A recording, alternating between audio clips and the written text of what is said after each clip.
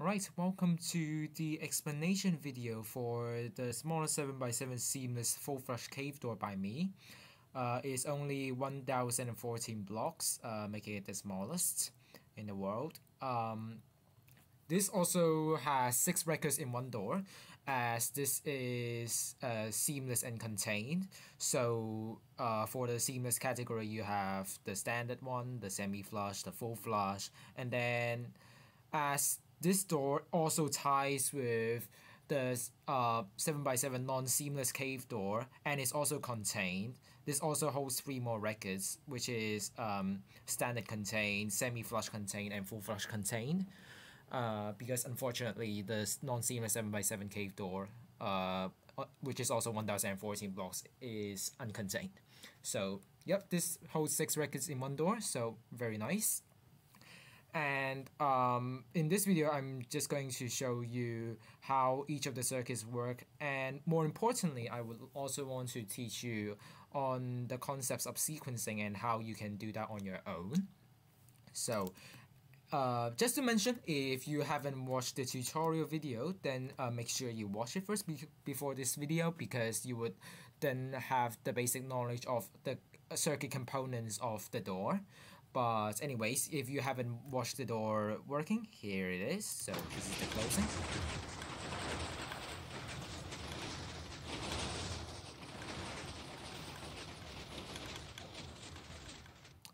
You can see the closing animation is quite nice, as the size is actually in sync with the top quad. So let's see the opening as well.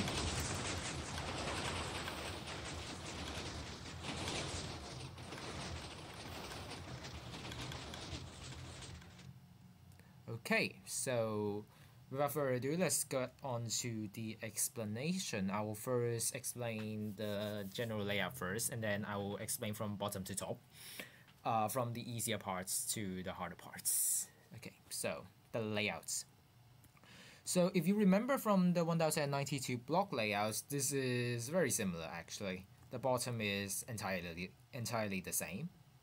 The main difference, there are 2. One is the sides. You can see this top double is replaced with a full double. Instead of like the 1092 block, we have a folded double. Sorry, this position. Yeah. For the 1092 block version, we have this folded double. But for the 1014 block version, we have a full double. So same for the other side. And another change is at the top. For the 1092 block version, the folded triple has the storage here, but now it has it here instead. So that's a minor change. And I would also like to mention that this top double change for the size is also actually an important element on compacting the sides, because in the previous 1092 block version, it happens that the sides take up space on the top because the top has to help up with the sides, and the top basically has an extra layer. And this is the reason why. So changing the layout is quite important to compact the door.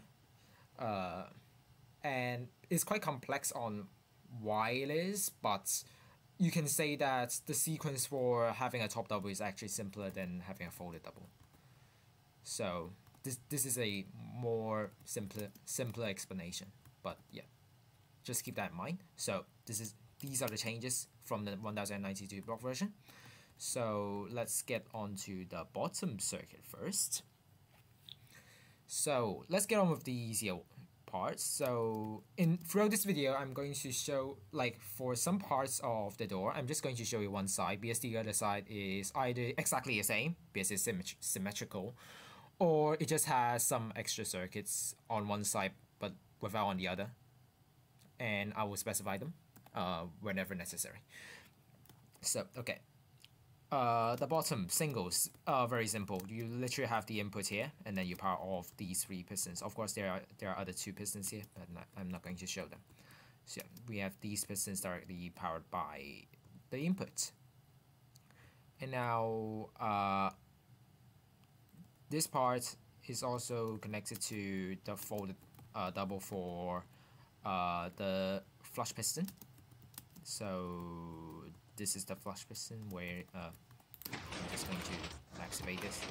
So you can see this flush piston gets pushed out, and then when I power this slider, the slider goes back down. The slider of course has more stuff on top, but let's just omit that. So when the top pushes the slider back down, then this would extend this piston, and therefore extending the block. So opening basically the same, but just the piston will go down and then push it back. Yep. If you haven't watched the 1170 block 7x7 cave door explanation, or actually the 6x6 cave door explanation, then you probably should do. But in any case, if you haven't really watched it, you probably don't understand the sequence or how the folded double works. So here, let me just show you very quickly. So this is the simplified module. So naturally what we do is we uncover this. So this is basically the seamless piston or covering piston. I would use these terms interchangeably. And then you have to power the bottom piston, and then you do this vortex. And then you can just cover it back up. And obviously you would power this piston. The opening is exactly the same, except you also power this one first, and then you do the uncovering. Then you do this, which would be redundant for now, and then you do this vortex, and then uncover. And then cover it back. Okay, so for some of you who don't understand the logic behind this vortex and then this observer, it's actually quite simple. So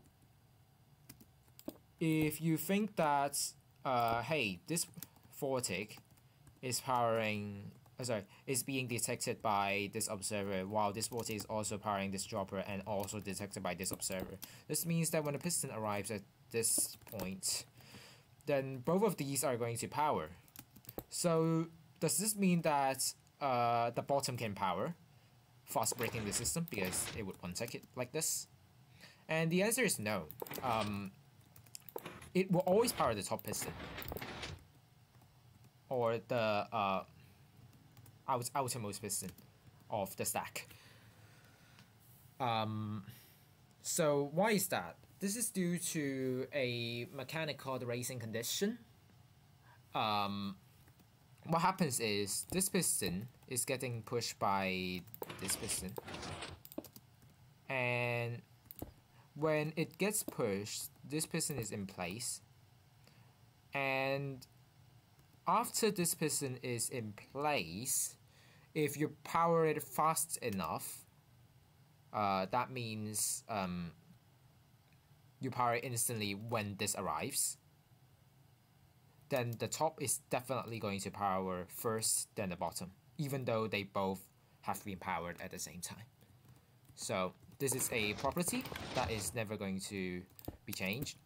So for any of you who don't know this, then just remember that. So this is just a property that is going to use throughout the door. Actually, the top also uses that, and also one part of the circuit I forgot. I would come back to it when I remember it. But anyways, so this is basically the logic of the folded double. And you can also see the sequence itself is used both in the closing and the opening. They're obviously going to have some redundant moves, but then sequencing matters because you can literally reuse the circuits, and then even though it does redundant moves, it is still fine because you save space, you have circuit efficiency. So that's basically it. And more details on the bottom circuit actually.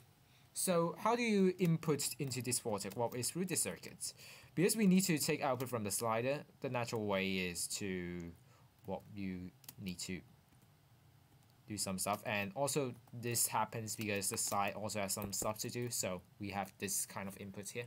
This looks weird, but when we talk about the size, this becomes super normal.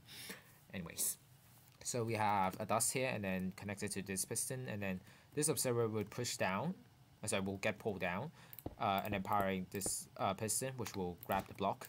and then go through this observer chain, and then would power through this block to the dust, and then faster 4 tick.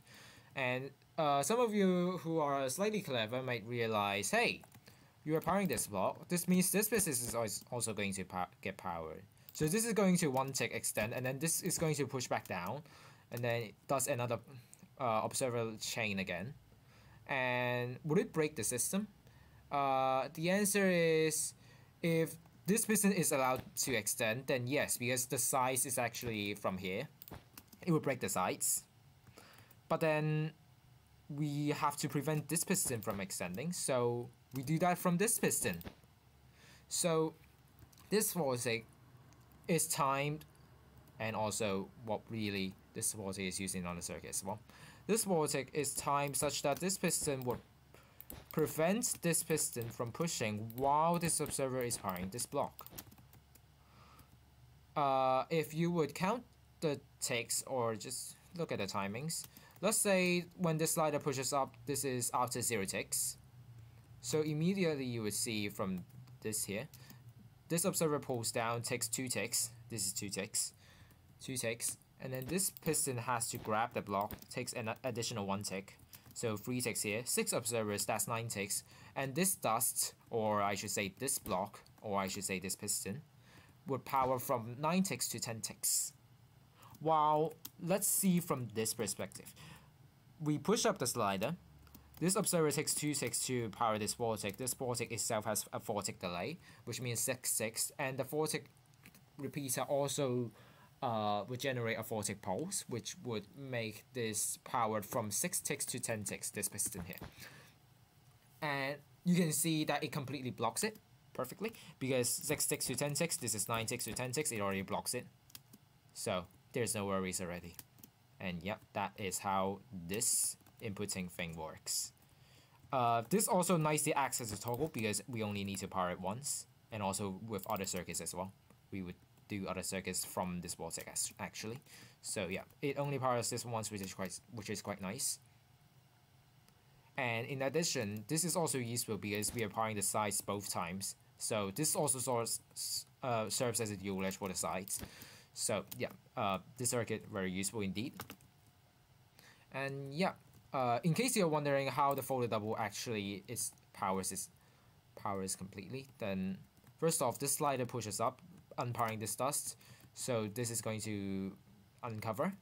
Next, these 5 observers is going to power this dropper, and then powering this piston. And then we have a bunch of delay, and then a 4 tick, and then just does what I already described there. So the opening is exactly the same. So after all of that, the closing, and then this will cover back up, and then doing the opening, this will retract, and then this piston extends, this vortex again, and then this covers it back again.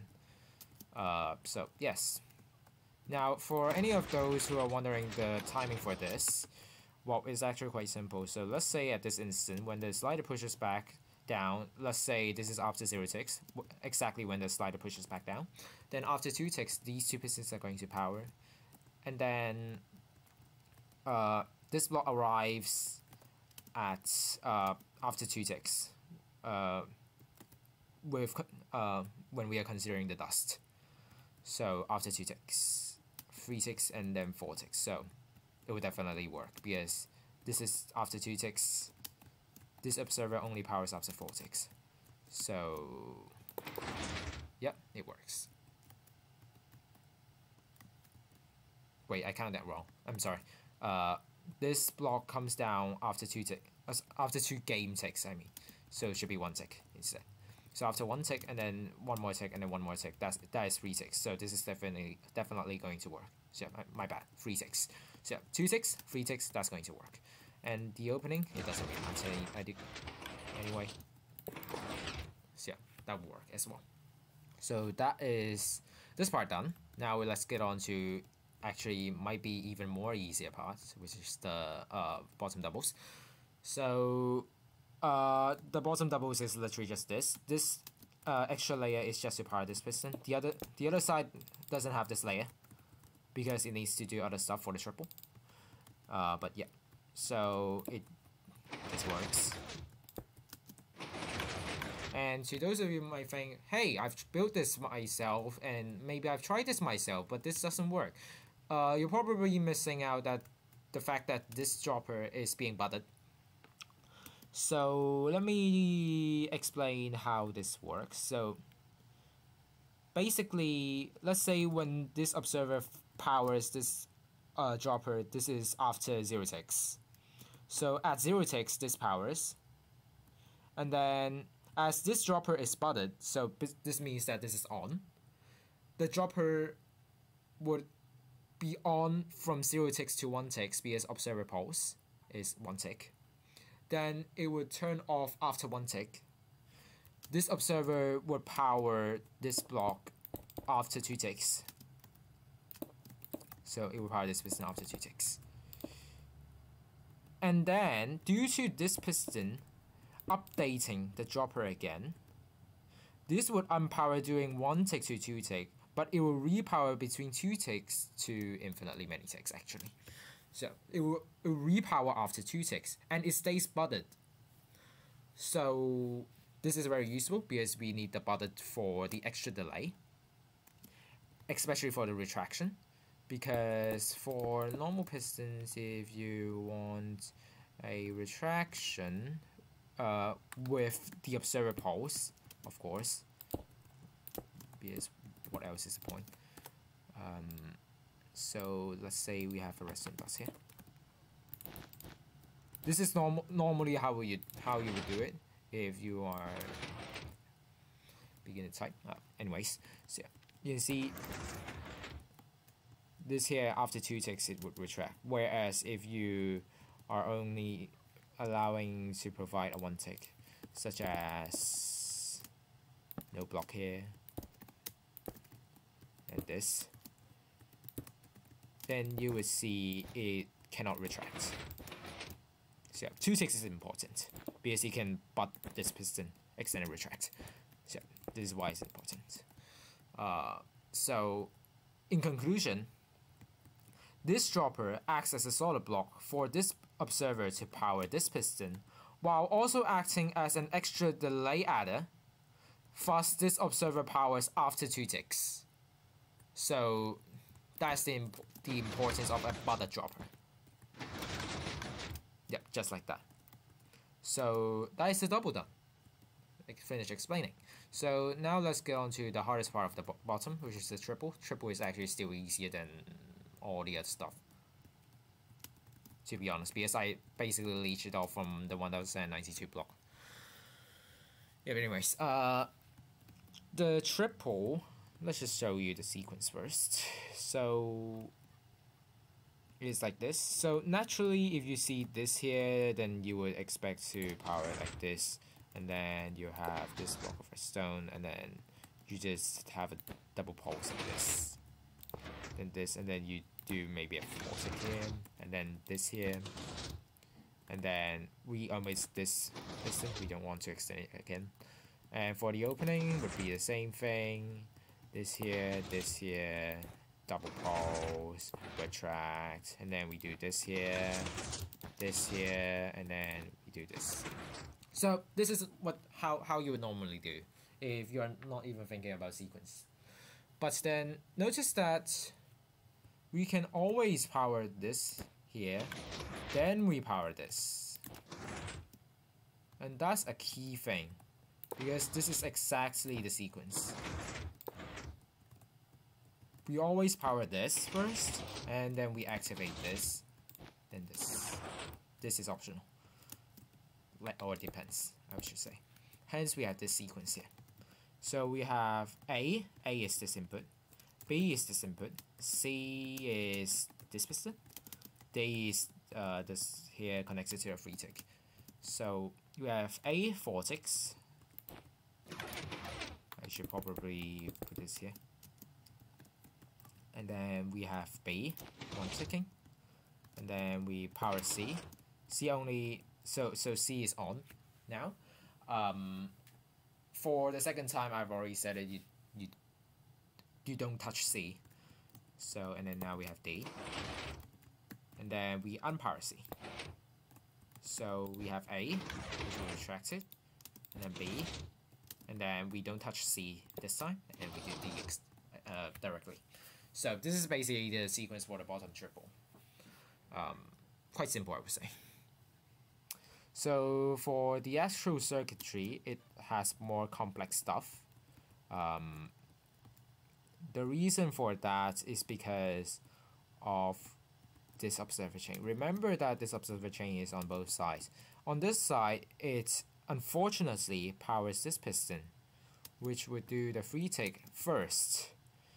And while actually it doesn't really hurt, but it still has some effects, to be honest. It basically this would get pushed. This gets pushed. And then to here, and then this item would come early, such that the C inputs would break if it is timed incorrectly, because this comparator will fire early. So this circuit is originally from the 1092 block, but then due to this interference, we need some correcting circuit. Mainly, we need to correct in terms of timings and this additional observer, actually. Okay, so let me explain. What happens is that for this door, D is going to power, which actually really does nothing. And then A, and then B, C, D. This is what the door actually does. Oh, actually, for both times, D is also going to power. And then we have A, B, D. So opening exactly the same. I'm not going to show it. It's quite boring. So this happens, but then it would sort of break the dropper circuit. So how do we fix this? Well, first off, we fix this using a specific timing. So this is from the observer chain. Then we have observer to take down under, go over it, and then power the sporting. So this timing is nice. That it works. But then we also need the additional observer here just to update this piston, because this comparator fires early, and this piston never gets the chance to realize it. So we need somehow for it to realize. So we have this observer here. And yes, although this piston also realizes when this reset powers, but then by that time it would be too late. The triple would break. So you can see like this. So if without this observer, what happens is this observer gets left out. So the double pulse doesn't work. It basically acts as a single pulse. So this is not what we want, so we have this additional updater here. You might also realize that this the animation itself is kind of different from what I showed you before. So this is the reason why this happens is because we have this circuit here. So as we are powering A always, and then we do B, it's natural for us to just put a toggle here. To be honest, this acts as an updater and also a toggle, so really nice here. But obviously D will also power this, so it doesn't really matter though. We can put D on the toggle. So what happens at last is when we have A like this, so it automatically powers B already. And C we have D. So even though D also powers this, it really does nothing for both iterations. So you can see A. Crap. I'm so sorry. My mouse just decides that it should do that, but which it doesn't. It shouldn't. Okay. Let me show that again. So we have we have A, and then you see this piston gets powered because this hopper powers this observer, powers this observer. So this piston gets the chance to power instead of pulling it completely down and then go back up. So that explains why the animation is slightly different. And we just do D again. Opening is the same. it will also work. So let me see these here, this here. Yep, you can see that. I'm sorry. So with the addition of this circuit, it works.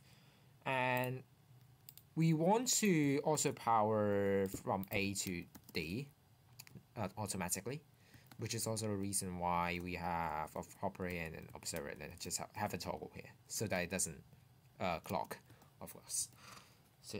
So in conclusion, even though D powers itself, it won't reclock because this observer is going to reset it automatically. And then all we need to do is just to time it correctly such that A powers, and then we just do the normal sequence as usual. And this is also the reason why this timing is important, because this double is basically locked in this timing. So we need the double to fire at the time correctly to match up with the pace of the triple. So, yeah, that is basically it. No, should be this one.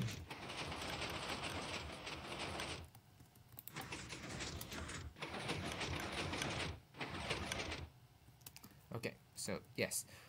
In case if you're wondering how this dropper circuit works, well, for this here, we have this starts powering first, which will push the item from here to here. And then, as I said before, this observer would push the item from here to here, fast powering this piston. And then this here, when the slider goes back down, it will reset it such that this unpowers. And this observer will power again, so this item is pushed from here to here. So really simple indeed. So yeah, that's basically it. Yeah. So congratulations, that's the bottom fully explained. Now let's get on to the sides. Not so fun, to be honest. So let's get on with the easier parts first. The singles and just the side double. Remember this piston? Well, it's actually for the side double. In the previous door, this is a dropper, but now we have this piston here that we need to block. So this changes it to a piston. Amazing. So if you're wondering how these all powers individually, when the slider goes back down, this will power this piston, and then this observer will power this piston. When the slider goes up, this observer will power this dropper, fast powering the dust, and then this piston. When the slider goes down, this observer powers this piston, so that's the singles explained. For doubles though, this observer, when the slider goes up, it will power through this dropper, powers this observer, powers this one, which actually just does an extra pulse, and then this observer will power the forward tick here, and then it will just do the extension only. And then for the retraction, this observer goes down, powers through this block, powers this dropper, powers this observer, and then powers this piston again. So that's basically how this whole thing works. There you go. So that's this module explained. Now we have the hard part, which is the sides slime thing. Also this double and this normal piston. So let's just watch on its own due to its beauty.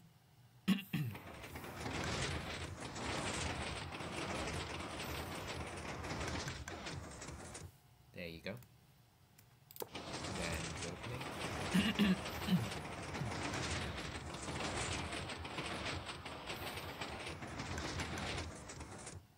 There you go. So that is the sides. Now, these two modules are the same, but at here I want to explain to you how to plan for a sequence, and the second module is just to explain to you the components of how the circuit works. Okay, so we need the knowledge of the old door as well for this one, so I'm just going to brief you something. So let's check out the inputs. Here we have input A. Input A is to control this piston and then this observer, such that this piston would fire from the burnout because this is connected to the burnout. We have input B, which just powers this piston. Input C, which is only used in the old door, is to pull this piston back such that the burnout does not have the piston to fire, which will be useful later, but it's not useful now for the new door. And then we have the top double here, the extension this circuit only does, and also the opening final retraction. And then we have the top double retraction here. And of course we have the side double and normal piston. I omit the side double so that you can see it more clearly. Okay. So, suppose you are making this door, and you basically have quite the amount of circuits, the basic circuits, to do the entire door now. Now you need the sequence basically. So what do? Naturally, what you want to do is to just find a sequence that at least ensures that it works. So naturally, what you want to do is that you would do A. Why we do A first? Because the burnout would then do stuff that would be more favorable. So we do A. So now this piston extends because this observer goes up. And then we just do the burnout. Because the burnout actually does the entire closing already. So really nice then, huh? So we do the burnout, and then guess what? We can just reset with A if we want to. Because, you know, we want to do a sequence, so just resetting it with A. It makes kind of like sense, okay? So for the opening then, why don't we just do the exact same thing as the closing? And then we do this. Then, oh, hey look, it tracks. Nice. And then before we want to reset this then, because A will probably be leeching off from the slider. So in natural thought, we want, when the slider goes down, we want to power the side double and normal piston. This is a natural thought. And this will also power A. So naturally, what we want to do is to do all of the opening moves first, and then we push the slider down to complete the entire door. So okay, we cannot touch A, we cannot touch side double and normal piston. So what do we do then? So we just do the opening moves. So which would be like this here. This top double would retract this. And then, actually in the old door, it will leave it here. But, yeah, it doesn't really matter. So, yeah, we do this, and then perhaps we retract C. Retract this piston with C, because guess what? We need the double to not power this normal piston, or otherwise it will just push it back out. Right? So, we just do a burnout like this. Yeah, like that. And then we can do the retraction. Then we can do this pulling back. And then we can do the opening final moves. And now the slider pushes down so that we can power this side double and normal piston. And we can also reset A. And then we can also reset C like this. So this is what we want to do it in natural thought. Hence, this is the old door sequence. You can see it represents it. A, burnout. A, if you remember. So that's the closing. The opening, we want to do the same thing, but then we want the A and side double and normal piston to fire last because we are going to leech it off from the slider, right? So we do it at last. And then we just insert all of the opening moves here. So we have the top double extension and opening final retraction. It does nothing with the opening final retraction.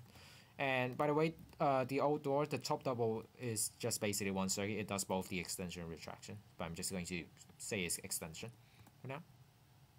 And then before we power the burnout, we want to power C, of course, because we don't want the observer to push out. Because this piston is responsible for this observer right here to push out. So we retract it with C, and then we do the burnout. And then we do the top double retraction, and then the opening final retraction. while we do the top double retraction and before the opening final retraction, we do B, of course, because we want to retract this piston such that the slime gets retracted. So yeah, we do B between the top double retraction and opening final retraction. And then we do C because we want to reset, and then we finally do all the final move of the closing. So A and side double and normal piston. So this is very natural, and this hence is the sequence of the old door. Which to you might think that, this should be a nice sequence to work with, except it doesn't. Let me explain why with just a few reasons. First of all, do you see? These line blocks represent the opening moves. You do not want to fire them during the closing because this will retract the slime. And that's not what we want. And as the sides have opening moves only, and we are not supposed to fire during the closing, this leaves the top having to deal with the sides opening, which is why it occupies the space of the top, which is also the main reason why the top has an extra layer previously. So that's one thing that's bad. The second thing is, notice how non-repeatable the sequence is. Let's try to group them together. A, burnout, and then A and side double and normal piston, they are 3 separate moves. We have to do it separately. And then for this one, well, burnout itself is separated from the other thing. All we can really group is the top double and opening final retraction and C. And as during the top double extension, B is also powered, so we can just basically group this and then, group that. because B is also powered during the top double retraction, extension and retraction actually. So we can sort of group these together, and we can call them as a move. So let's just count. If we consider this group of moves as only one move, then what we have is 1, 2, 3, 4, 5, 6 moves, right? And don't forget that this is actually 2 moves. So yes, well, essentially 7 moves, not really 6 even.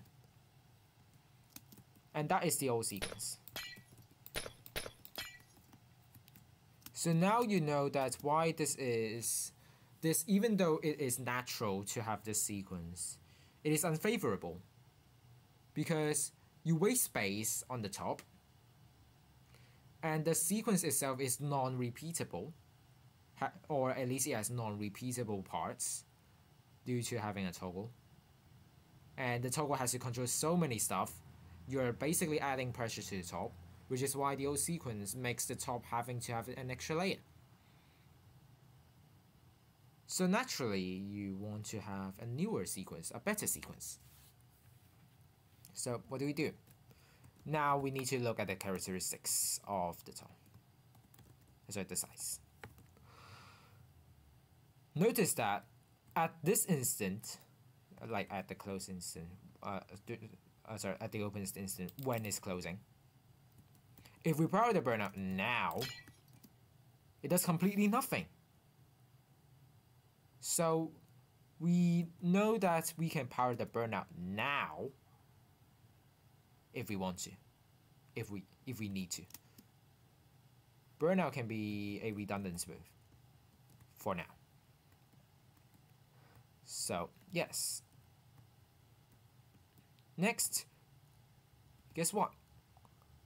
We need the input C just because we cannot control A properly. What if we can control A properly then? Which is exactly why you see for this piston to extend this observer, because A is literally here. So we already controlled A from the bottom. Well, bottom. So we control A. So what happens is, what if we only need to power A once? Because during the closing, you would want the observer to extend But during the opening, you want to instantly extend this observer to here and then retract it. And then you can do A again such that the observer only stays at this position. So all we need to do is to power A once, right? We don't have to do it 2 times. In addition, we can also make the slider more flexible because now A is not constrained, and yes, A is not constrained by the slider. We can push down the slider whenever we want. But this also means that the side double and normal piston will also not being powered by the slider because the slider will push down early and before the slime would retract to the open state. This means that the slider would not be responsible for powering the side double and normal piston. So that's okay, we just have one more job to do. But at least more importantly, we do not constrain the slider to power only at the last. This is very important because the sides actually need to help up the top. The top has very less space to control its own triple and quad, and we need help from the sides. And naturally, because we are going to power the burnout twice, we can leash it off to the top such that the top can power twice, because top will later then be powered twice as well. Do you see where this is coming? So we can push down the slider early now that we have relieved the constraint, such that we can make use of the side to power the top. Isn't that amazing though? So this is what we do. So we've concluded that we can power the burnout at this open state. Then we can do B as per usual. Then guess what? Now we can actually power the top double. This might make no sense now, but it will later. And then, well, because we are going to have the top double here, then, and the top doesn't really have any space, we are going to predict that. Well, what if we can do the side double and normal piston now? We can do that. Well, actually at any given time, we just need one pulse. But yeah, after this. And then, now what we can do, we want to close this off now, right? So, we can do that with A, because we need the burnout to be prepared for this piston to push. But then do you see a problem? This piston would get powered and retract the slime. Well, very luckily, this piston is still in place. So we need the top double retraction to happen after A. And now we do the top double retraction. Now the extra pulse from A is useless because we're doing B instead.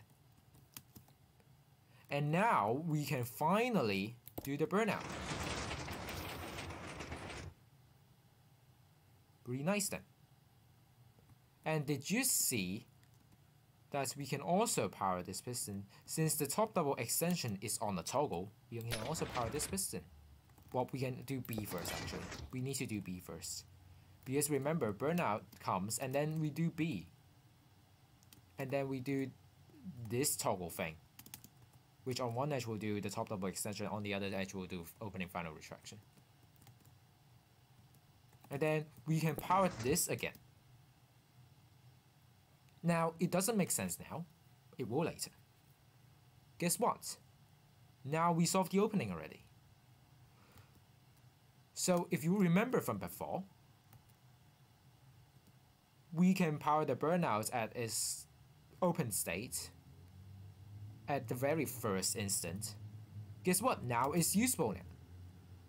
The reason why is because we need the burnout to push this observer to this location such that it retracts the triples. This is also the reason why we put burnout at the very first thing.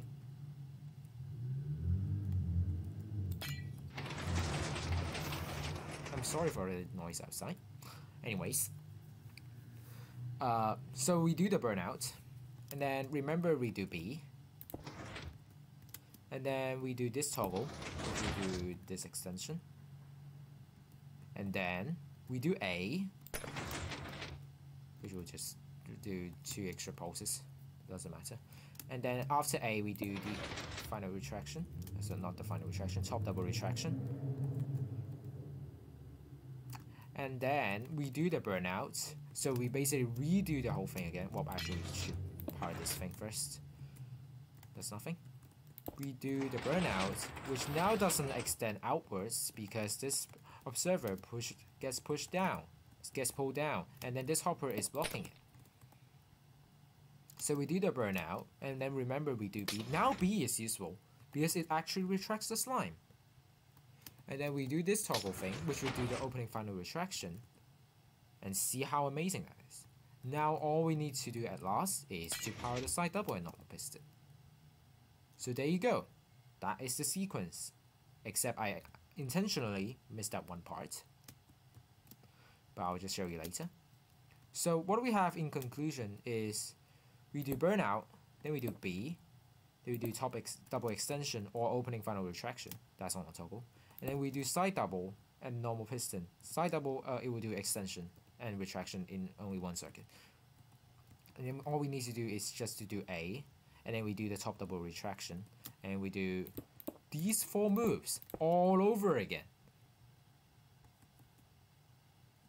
This means that we have successfully made the sequence such that it can power on both closing and opening without any single toggle at all, except the top double extension and then opening final moves, but that is a very small toggle that we need to make, and also A, but you know, that's on the bottom. We have more space at the bottom.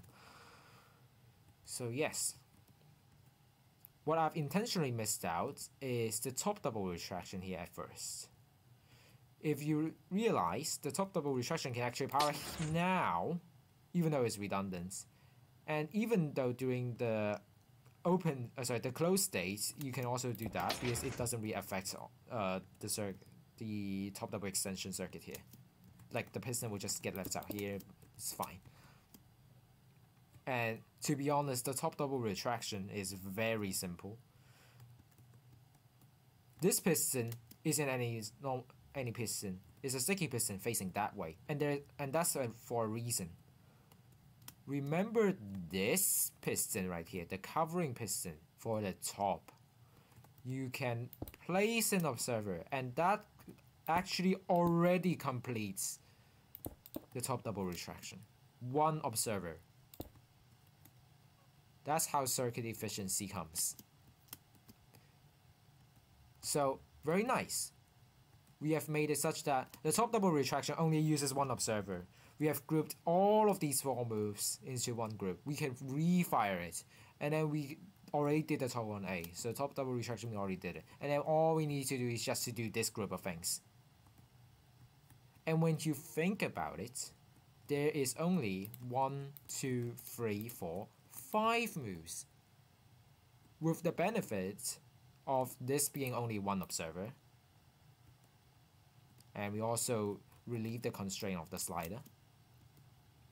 So, how nice is this?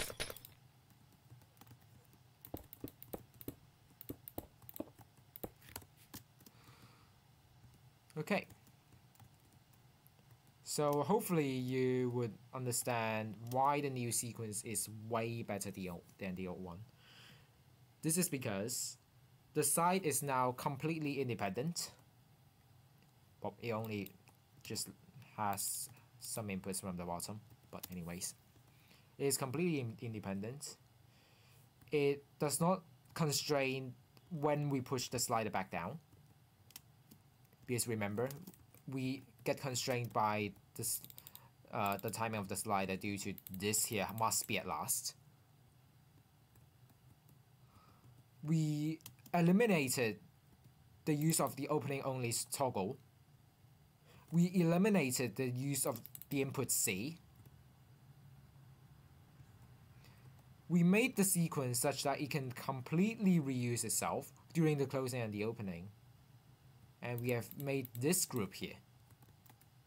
All we need to do is to wire this group completely by itself, and that's what we do.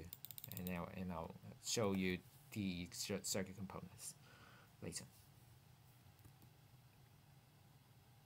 So this is basically it. Yeah.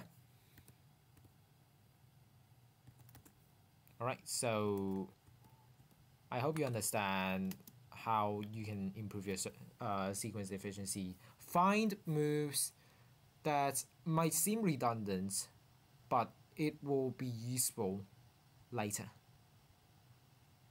Such as this burnout, which would be redundant during the closing, but it would be helpful during the opening. This input B would be redundant during the opening, but it would be useful during the closing. This entire top double extension would be redundant during the closing, but it would be useful at the opening, during the opening. And then we have the side double extension and normal piston. The normal piston itself is of course redundant during the closing, but it will not be in the opening. And then these should be useful.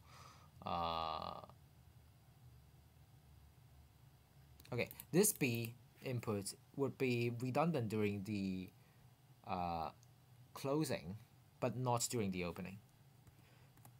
Opening final retraction would be redundant for the closing, not in the opening though. And then normal piston will also be redundant during the closing, but not on the opening. So yeah. So by looking into a new perspective and adding redundant moves, you can make the circuit completely reusable. So I hope you learned this trick. Honestly, you need more practice, but I hope that this gives you a good example on it. Anyways, I probably talked way too long on this, so let's just explain the circuit components. This is the same module, I'm not going to show you again. So what we have is top double retraction, does nothing now.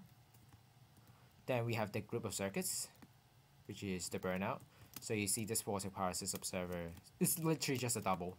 And the burnout nicely does two voltaics, so that's why we need it, because we want to extend the observer and then retract the observer immediately. So this is why we need a burnout. And this piston, I already explained, is that when this observer goes up here, then this piston can extend, and then this piston will extend it in a manner such that it will extend and retract the observer such that it can power the triple set here. So very useful. This is from the 1092 block 7x7K already. So I just reused it in this order. So this is the burnout, essentially. Let's just do the burnout. That's nothing. And then we do B. There's really nothing to explain for B. And then I haven't mentioned this part. So there are two things that we need to know. First is the behavior of this piston. Well, three things. The behavior of this piston, the behavior of the top double extension, the behavior of this side double. Let's talk about the easier ones, the side double.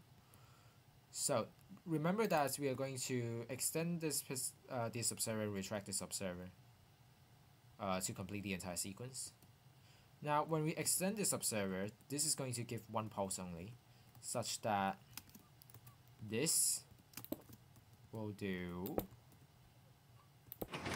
this. And then when this observer retracts, it will actually give 3 pulses.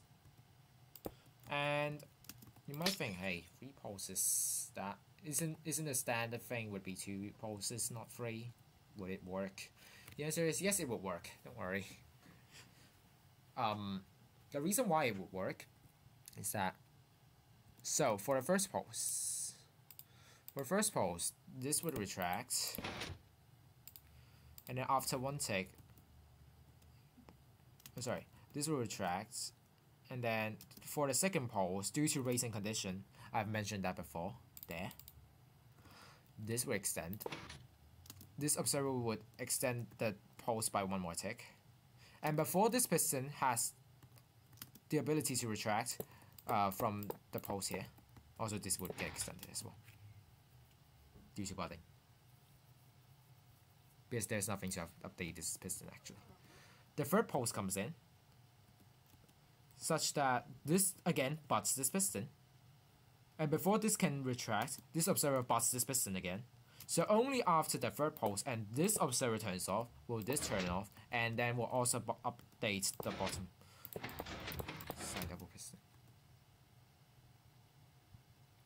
So this is how it works. Should be quite simple. Okay. Next thing is the behavior of this piston. Now, it's better to show you in another module.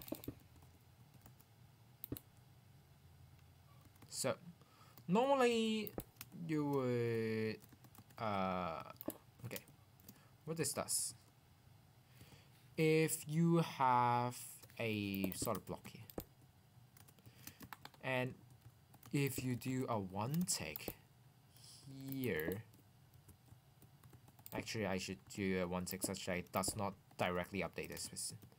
I mean, it would still work, but then, you know, we eliminate the factors.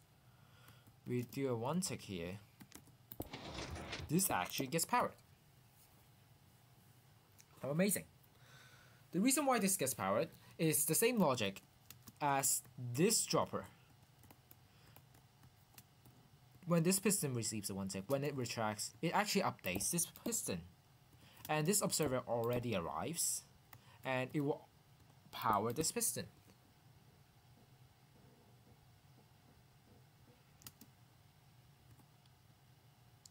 And then, this would already itself do a 2 tick sort of thing. And due to this being a lamp,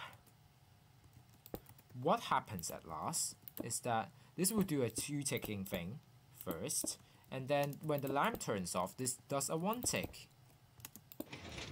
Like this. This would be useful for the opening final retraction, because the opening final retraction, it will power through this block, powers these 2 pistons. Is it these 2? No, not these 2. These 2 pistons, and then it has 2 observers here, and then powers this piston.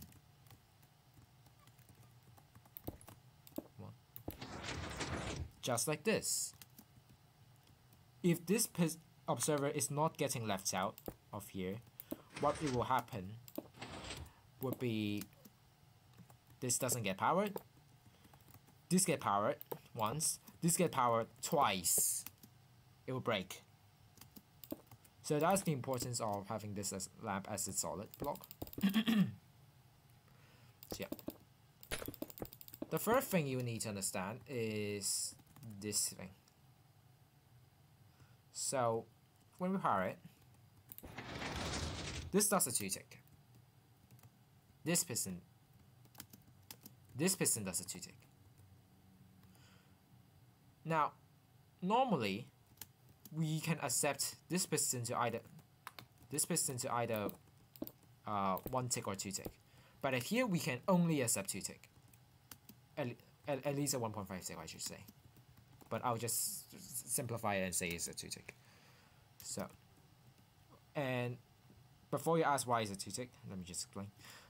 This repeater powers this piston. Lamp, observer fires this piston.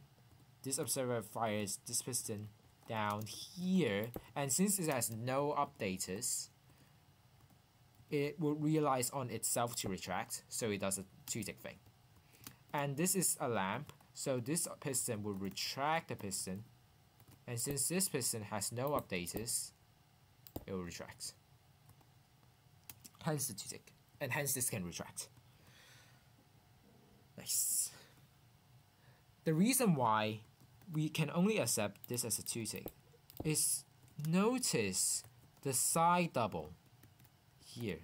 Let me just slow down the TPS, or I should slow it down later.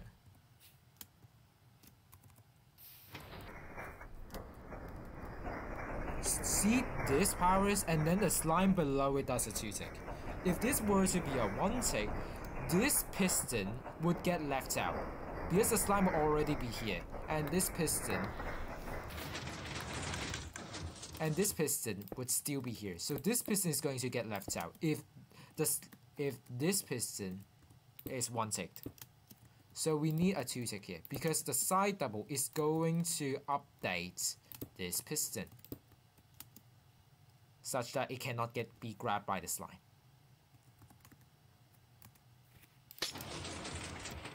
So this is also the reason why this here it is important for it to have a 2-tick.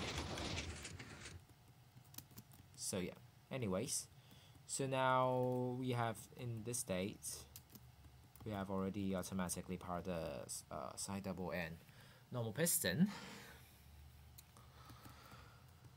Before the top double retraction, we do A.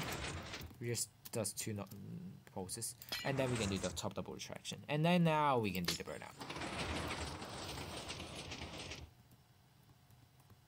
Be this thing. So yep, that's the closing. Opening. Top double retraction, redundant. It just pushes the piston here. Yep. We do the burnout. We do B, redundant for now. This toggle. Now it retracts the things. But for this, we do A. That's 2 pulses, doesn't really matter. Retraction. Now we do complete it again. Burnout. B, now it's useful. The toggle thing. And you can see it does the opening, final retraction, and then the side double. And on piston. So yes, this is how the side works. The working principle of the sides is actually quite simple. The more complicated part is just the sequencing. So I hope you learn more from the sequencing, to be honest. So yeah, very nice. We now know how the sides work, hopefully. Now let's get on to the top. Let's start with the easier things first. Singles, doubles, and the folded double. Yes, I'm just going to group them together. It really isn't that bad. Single is very simple, right? Observer going upwards, these 2 fire, 2 observers, this fires because of this dust here, and then these 3 top double pistons will fire. And if you haven't seen this minecart top double, then it's fine. What happens would be, let me just grab a redstone block, and I hopefully can catch it.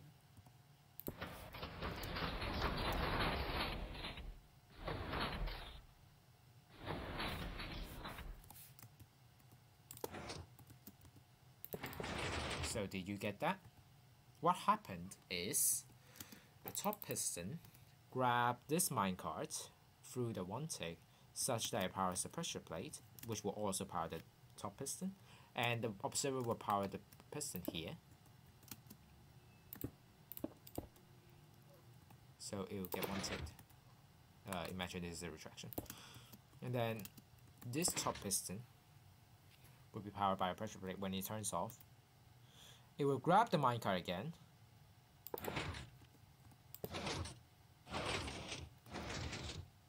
I messed up.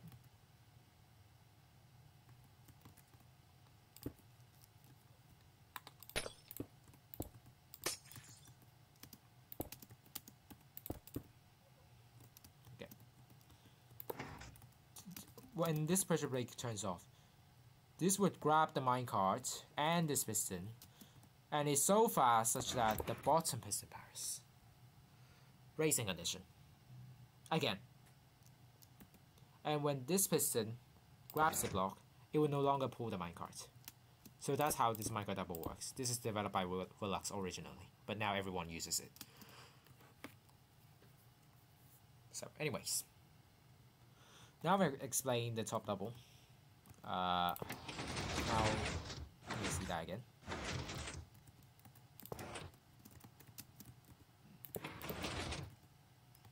Now let's explain the folded double. Folded double.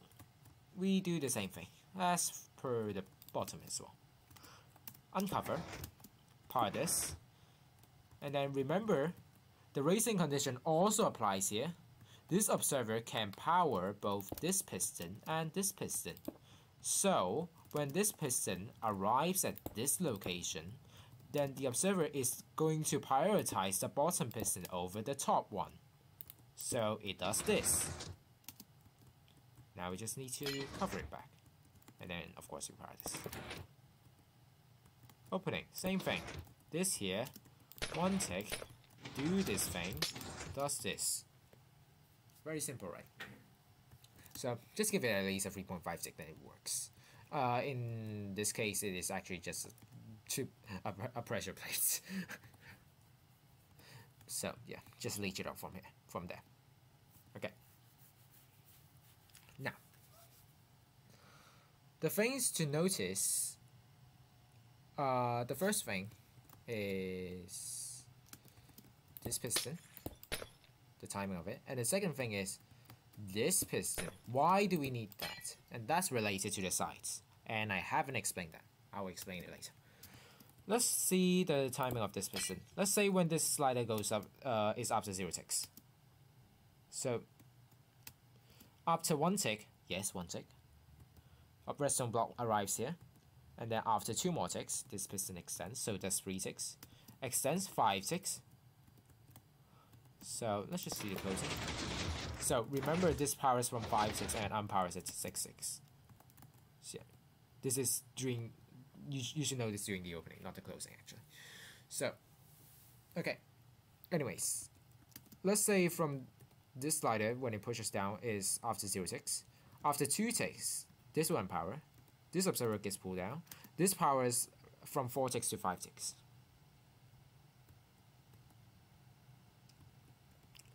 This observer gets pushed down. This piston retracts this block. So 2 ticks, 3 ticks, 4 ticks, 5 ticks. So this powers at 5 ticks. And this observer pulls down, this unpowers at 5 ticks. Then what will happen at last? That piston gets extended. Will extend the block. Always. Remember, I said before, this is going to power from 5 ticks to 6 ticks when this slider pushes up. What happens to this piston then? Well, after 2 ticks, this push up, 3 ticks, 4 ticks. This will extend at 4 ticks and retract 5 ticks. And the block will only arrive and to be retractable after 6.5 ticks. And this piston only extends from 5 ticks to 6 ticks.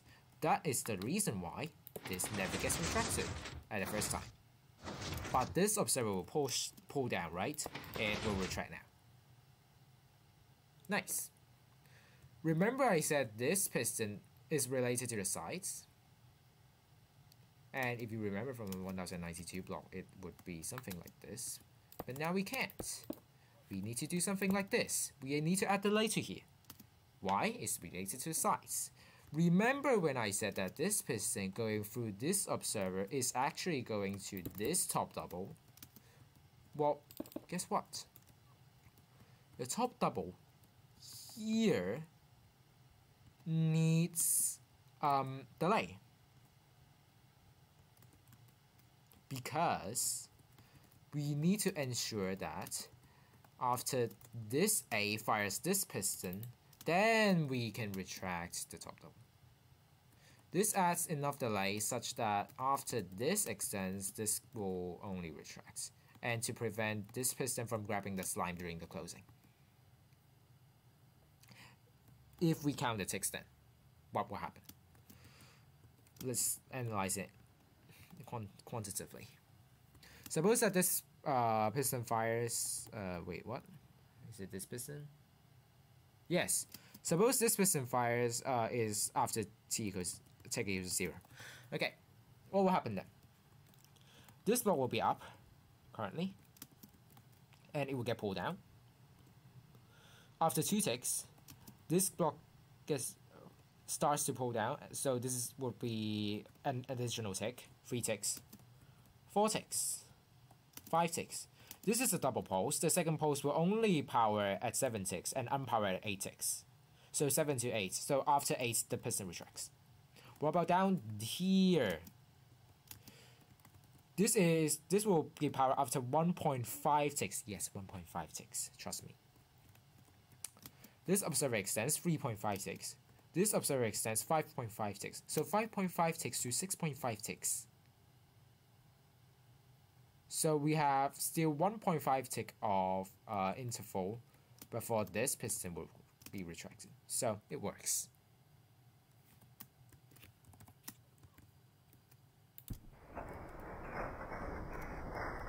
Hopefully you can see it from here.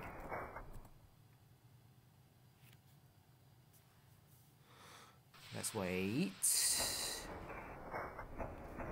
Okay, look at it now. This extends and able to retract, and then that piston will retract. That is a 1.5 tick interval.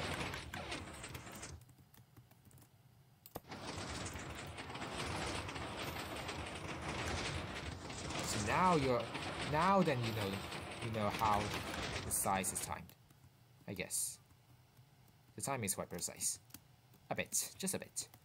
So yeah, this is the reason why we need additional delay here instead of having previously the observer here. We can't for now, for this door. Okay, so that's this part explained. I probably explained it way too long. But anyways, now to the folder triple. Let's see it in action first. The sequence is quite weird. And it's also quite slow.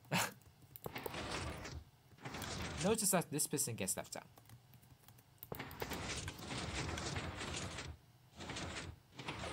And now it doesn't. Weird, right? I will explain that later.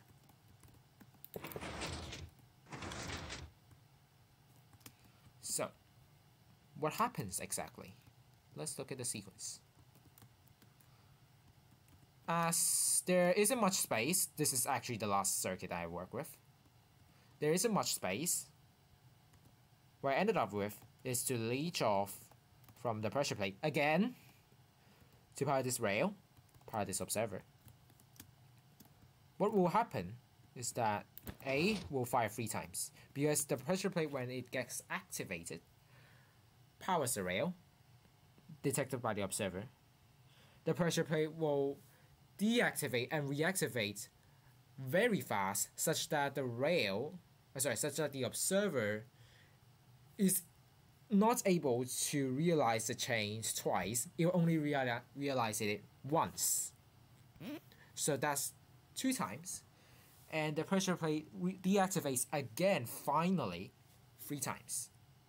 So that's 3 pulses. So we have the first pulse here, A. A will fire. And then between the first pulse and the second pulse of A, B will fire. Like, this will be from the quad circuit. And then we do A again. And then A again. And then we do some funky stuff, which is this here. We power C and A alternately. And to those of you who think, hey, you're powering C, which means this dust, would it be locational? Because, first off, what happens after we power C? It does this, it one-ticks this, and we power A. And due to racing condition, A will retract this piston. And now you can see C might be locational. That would be unfortunate. Luckily, it doesn't, actually. Also, this observer at here will power it, but in reality, if I power it here, then it will actually extend this one. So, if we see it now, it actually doesn't. Because again, racing condition. It powers the piston below first. Okay. So you can see racing condition, always use row this door. always. And probably that's also the part where I mentioned from bottom that racing condition is also used. But I forgot which part, which is probably this part. Anyways. So CA, CA, and the interval between them is 2 ticks. That's how we facilitate for racing condition. And that's how close it would be. So CA, so C would do this, A would do this, C would do this. And then for the closing, A will spit out this piston. Just like this. This is why it spits out the piston, because the additional A holes. And then now we do B. Okay, opening, same thing. A, B, it just does this, and then A. So always leaving this piston down here. Now, when we do this circuit again, it doesn't. This piston doesn't extend. Why is that? Okay. So let's say C unpowers, right? C unpowers. A will fire after 1 tick. But then, this block takes 3 game ticks to retract before it can be re-extended. And this piston is unable to update this piston because of the block in front. And it will only realize that it can power half a tick after A is powered. And since there are no other updaters, A is unable to fire the middle piston. Which is why the piston doesn't get left out in the opening. So as a block. Final thing that I need to explain. Why do we need this rail here? It is that if I power this without the rail, then due to block event delay from this piston is unable to grab this piston as the top will push it down. So we need an instant update here. So we don't have block event delay. So now we can retract it. That's the principle. We are making use of racing condition, as always, and we have this sequence here at last. The reason why A is also powered at last because we just don't have space. We need to leech it off from this vortex to this here, so we have an additional A pulse. But it works at last because of piston realizing things. So yes, it works at last. Very nice. More importantly, how does it work? How do you even wire it? As I already said, this rail is leached off from this pressure plate. After this is unpowered, then only will this vortex fire, which will be controlling these things. So this would ensure that these 4 moves would be fired only after this pressure plate does all of its A pulses. This is a quad circuit. We just have a bunch of delay here.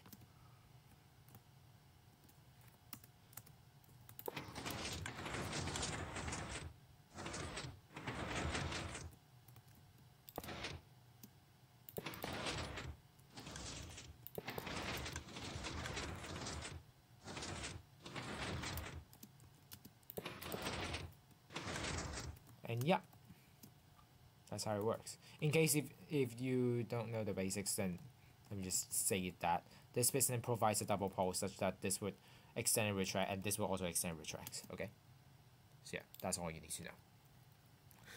Now to the final thing, it's the quad.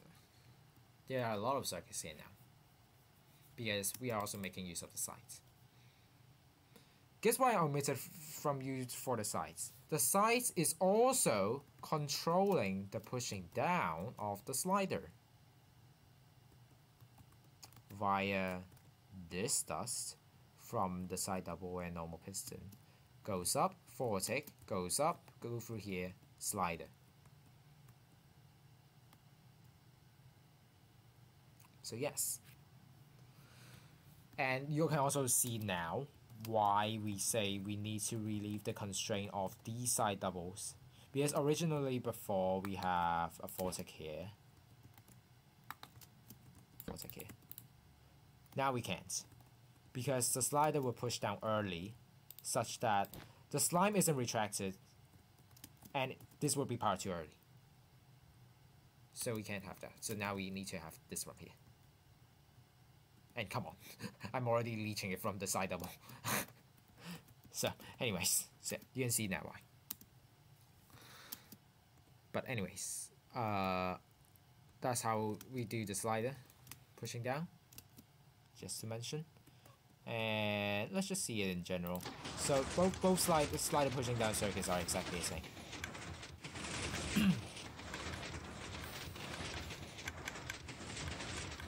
Yep. So that's the quad. The opening is exactly the same because it uses the same sequence. We want circuits to be as reusable as it is. Yep, there you go. So let's see the specifics. Before you look at the sequence, I intentionally not letting you to though. This is input A, input B, input C. Let's just think of a very natural way just to power these pistons such that it can work. Okay? So, naturally, if you see this sort of layout, you do, you start off with something. Start a spice, A. And then, of course, we insert this piston. That looks natural. We do B. And then we do A. Oh, hey, look, that works. That extends this piston somehow. Why? This observer updates this piston being butted from this dropper via this observer. And it just is able to extend this piston. This is also the reason why this observer has to be facing downwards. And this piston has to be sticky. It can be normal if it doesn't need to do this thing. Unfortunately, it does. So,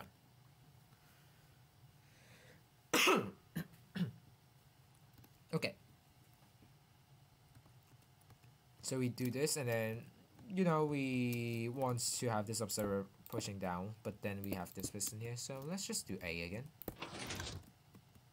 and then we can obviously fire this, but then we have this toggle being misplaced. This toggle will be useful for later. So we do B now, okay? We do B, trust me. Then, of course, we need to do C.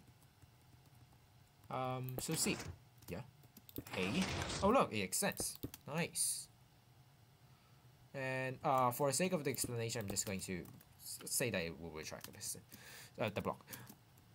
And then we do B.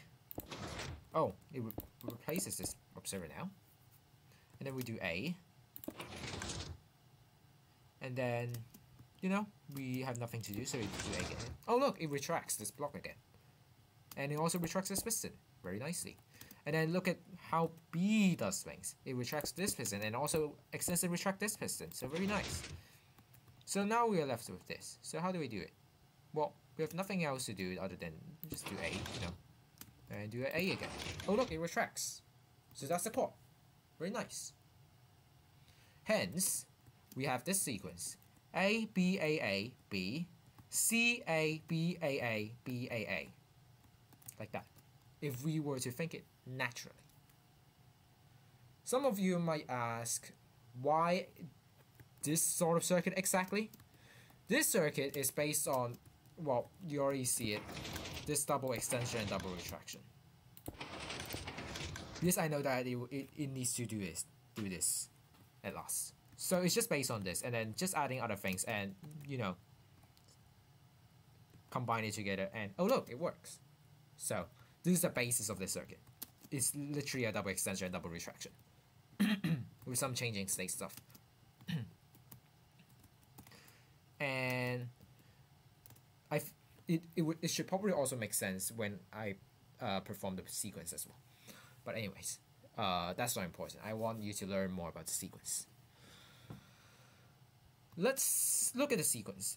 It isn't really repeatable, Except, what if we can make it? Let's see.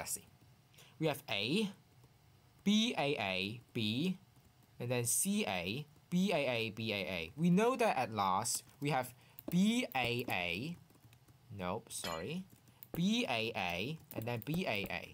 So naturally, we want BAA to be together in a group. Look at here. We have BAA as well. Wow, what a coincidence. And then we have B. What if we add two A's here? Where are these two A's, you might ask? It's actually here. So A, these are needed. And then B. Guess what? We have nothing here. We can power A whatever we want. However we want. Yeah. We can add two redundant A's here. Just to make it more repeatable. Hence, these two A's. And then, another thing. We always start off with A, and then BAA, BAA. But here we have C. Why don't we add C here as well? I mean, yes, it's redundant, but then it just makes the sequence more repeatable. We don't even need a toggle for C. Because we have A, BAA, BAA 2 times. Then why don't we... And then at the second time, we need a C before A, BAA, BAA. Then why don't we just add a C at the first time? So it makes it C, BAA, BAA. And the second time, the same thing. C, A, BAA, BAA. And this is the reason why C is also added. And also the reason why this is an obsidian. And adding these 3 redundant moves, and you have an entirely repeatable sequence. CA, BAA, BAA. Very nice, huh? We can even have groups in itself. So CA is one group, BAA is another group. So yes, this is how you formulate the sequence for the top quad. This should be an easier sequence formulation. So, but if you are just a beginner in sequencing, then I hope you will learn the basics of it, adding redundant moves, noticing patterns. Yes. Also, I should reset this. Now,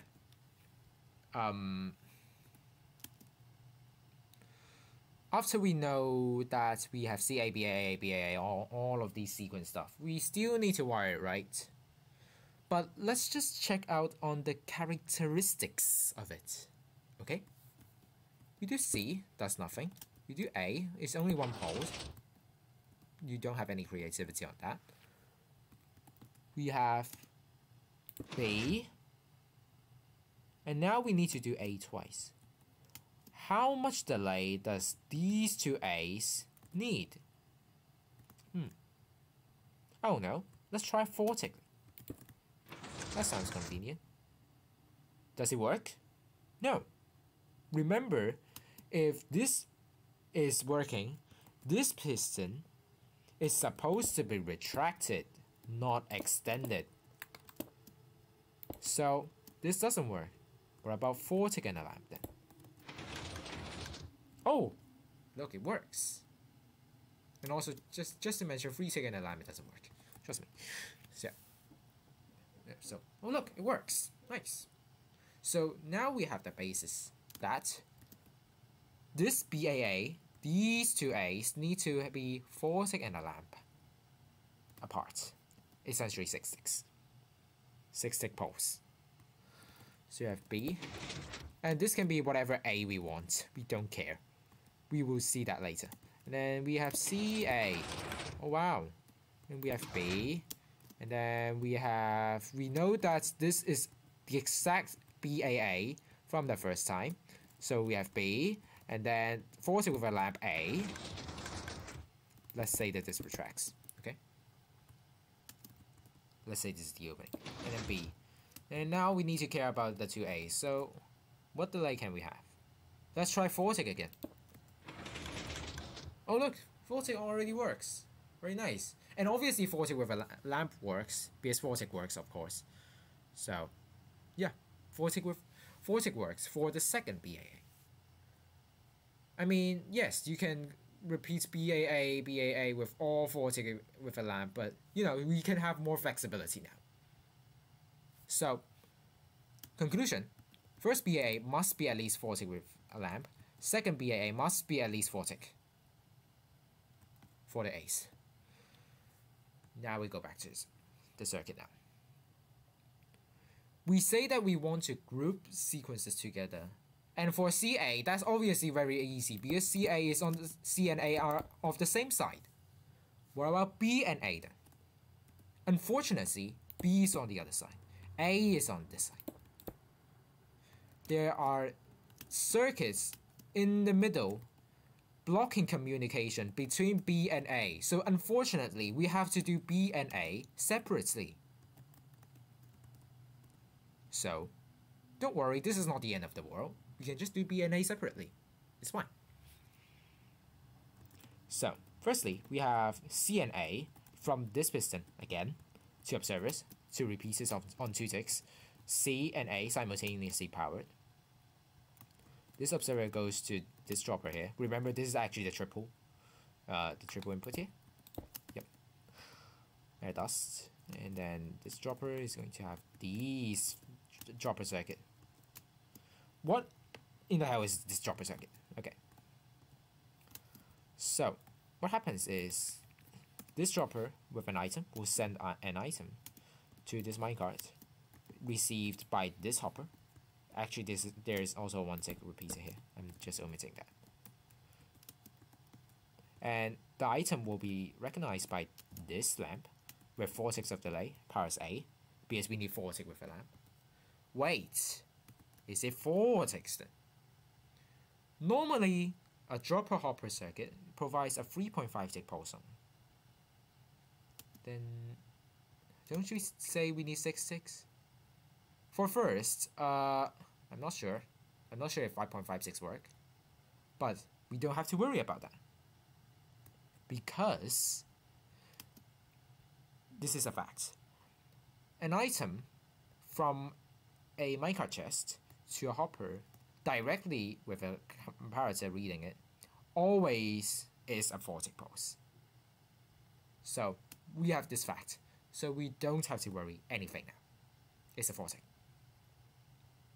So yes, BAA, for the first BAA done, but then the second one.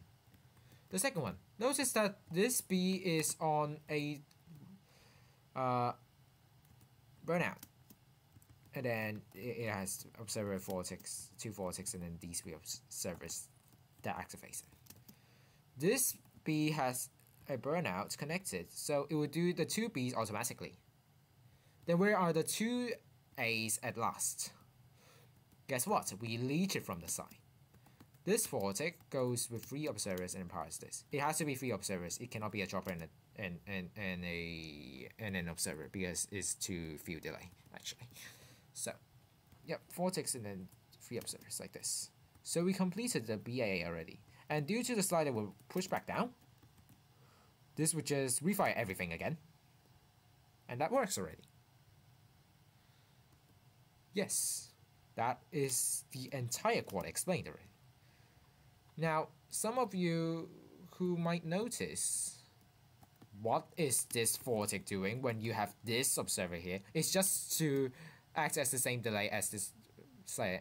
And then someone will ask, then will the 4 tick reactivate the burnout again? The answer is no. It is timed so perfectly that this burnout is on cooldown while this 4 tick is powered.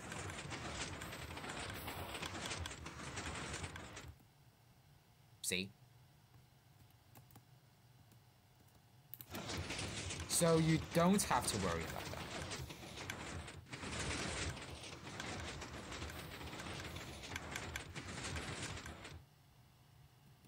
Also, I just want to mention for 1.11, 1.12, one of these 4 tick repeaters have to be a 3 tick. I already explained it.